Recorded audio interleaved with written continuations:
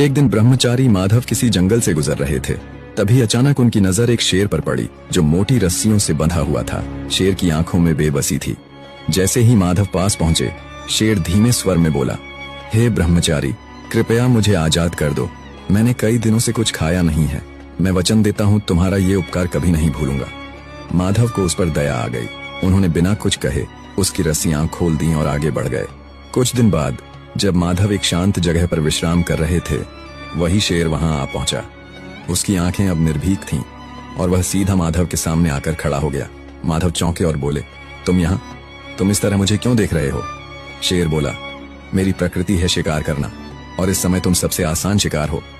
माधव ने आश्चर्य से कहा, मैंने तुम्हें मुक्त किया, जीवन दिया और अब तुम मुझे ही खाना चाहते हो? शेर बोला, कृपा और कर्तव्य अलग चीजें हैं, जंगल का नियम अलग है। माधव ने कहा, फैसला किसी तीसरे से होना चाहिए। थोड़ी दूर जाने पर उन्हें एक तोता मिला जो एक पेड़ की डाल पर बैठा था। उन्होंने पूरी बात तोते को सुनाई। तोता बोला, मनुष्य पूरी उम्र हमें पिंजरे में बंद रखता है, दाने पानी के नाम पर हमारी आजादी छीन लेता है। जब मन भर जाता है तो पिंजरा किसी और को दे देता है। मैं शेर का पक्ष लूंगा। माधव चुपचाप आगे बढ़े। कुछ दूरी पर उन्हें नारद मुनि मिल गए। उन्होंने पूरे घटनाक्रम को विस्तार से सुनाया।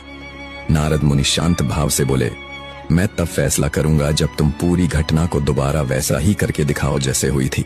माधव ने बिना कुछ कहे शेर को दोबारा उसी तरह रस्सियों से बांध दिया जैसे वह पहले बंधा था।